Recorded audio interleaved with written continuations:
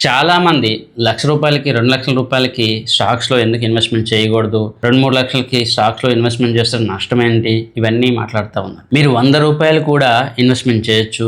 రూపాయి కూడా ఇన్వెస్ట్‌మెంట్ చేయొచ్చు. కానీ ఒక పోర్ట్‌ఫోలియో మేనేజ్‌మెంట్, ఒక పర్ఫెక్ట్ రిటర్న్ రావాలి అంటే ఒక పర్ఫెక్ట్ ఇన్వెస్ట్‌మెంట్, ప్రొఫెషనల్ మేనేజ్మెంట్ అంటూ ఉండాలి. మీరు ఇన్వెస్ట్‌మెంట్ చేసేది మినిమం 5 lakhs అయితే అది మీకు ఒక విధంగా మేనేజ్‌మెంట్ చేయడానికి ఒక హోప్ లేదా ఒక కాన్ఫిడెన్స్ బిల్డ్ చేస్తుంది. అదే ఒక ప్రొఫెషనల్ అడ్వైజరీ కావాలి అంటే మినిమం 15 లక్షల నుంచి 20 లక్షల రూపాయలు మినిమం ఉంటే అది సరి అయిన పోర్ట్ఫోలియో అవుతుంది.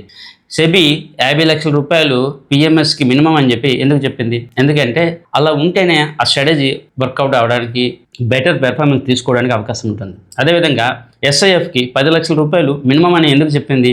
అలా చేస్తేనే దాని యొక్క బ్యాలెన్సింగ్ లేదా పోర్ట్ఫోలియో అలోకేషన్స్ అనేది బెటర్గా ఉంటుంది. చిన్న ఇన్వెస్టర్స్, తక్కువ బడ్జెట్లో ఉన్న వాళ్ళు మ్యూచువల్ ఫండ్లో ఇన్వెస్ట్మెంట్ చేయండి. హడావిడిగా స్టాక్స్లోకి ఇన్వెస్ట్మెంట్ చేయవలసిన అవసరం ఏముంది? స్టాక్స్ అనేది సరదాగా ఉంటుంది. కొన్ని స్టాక్స్ మంచి రిటర్న్స్ ఇవ్వచ్చేమో కానీ ఓవరాల్గా చూసుకుంటే పోర్ట్ఫోలియో మేనేజ్మెంట్ కాదు. మీరు ఎప్పుడైనా గమనించాలి, ఓవరాల్గా ఎక్స్ఐఆర్ఆర్, సిఏజిఆర్ ఎలా ఉంది? ఒక 5 సంవత్సరాలు 10 సంవత్సరాలు మీరు ఎంత ఇన్వెస్ట్మెంట్ చేశారు, ఎంత సిఏజిఆర్, ఎక్స్ఐఆర్ఆర్ వచ్చింది, అది ఇంపార్టెంట్. అంతేగాని రూ. 1,00,000 ఉంది, నేను కొన్ని స్టాక్స్ కొనుక్కుంటా, రూ. 1,00,000 ఉంది, స్టాక్స్ రికమెండేషన్ ఇవ్వండి, ఇవన్నీ కరెక్ట్ కాదు. నేను మళ్ళీ చాలామందికి క్వశ్చన్ చేస్తూ ఉన్నాను.